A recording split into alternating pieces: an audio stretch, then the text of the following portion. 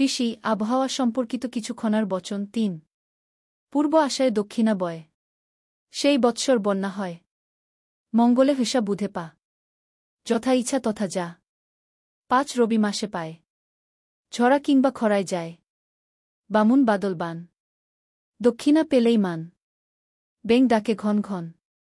শীঘ্র হবে বৃষ্টি গান খনা বলে মুন কৃষকগণ হাল লয় মাঠে বেরুবে যখন শুভ দেখে করবে যাত্রা